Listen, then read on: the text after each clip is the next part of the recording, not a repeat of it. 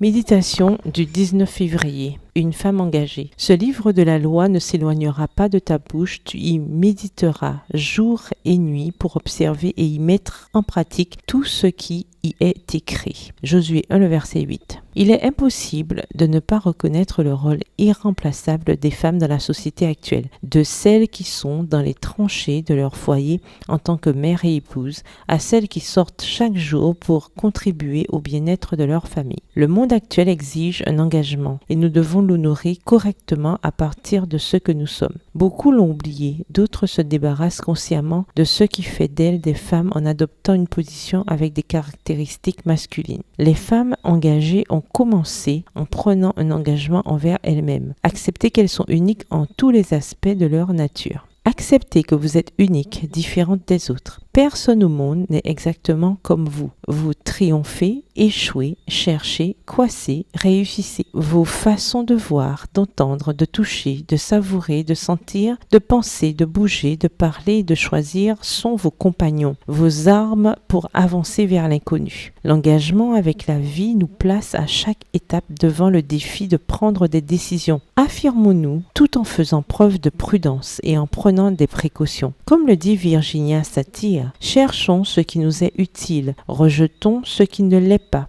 Explorons ce dont nous avons besoin, ce dont nous n'avons pas encore. Donnons-nous la permission de créer, c'est l'essence même de la vie. N'évitez pas la nouveauté par peur de l'échec. Chaque jour apporte de nouvelles choses à apprendre et à apprécier. N'oubliez pas que Dieu ne nous utilise pas pour nos diplômes universitaires, mais plutôt pour un cœur humble, enclin à faire sa volonté en toutes circonstances. Soyez une inspiration pour les femmes qui nous regardent. Ne considérez personne comme inférieure à vous, mais ne vous considérez pas non plus comme insignifiante. N'essayez pas de couvrir la faible estime que vous avez de vous-même en exagérant les erreurs des autres et en vous vantant de vos succès. Dieu dit, n'ayez pas une opinion de vous-même plus haute qu'il ne faut. Ayez au contraire des pensées modestes, chacun selon la part de foi que Dieu lui a donnée. Romains 12, verset 3 dans la version Bible en français courant. Que Dieu bénisse le travail que ce jour apportera. Avant de commencer, inclinez-vous avec révérence devant lui et priez humblement pour rester en sa présence. Bonne journée, que l'Éternel vous bénisse.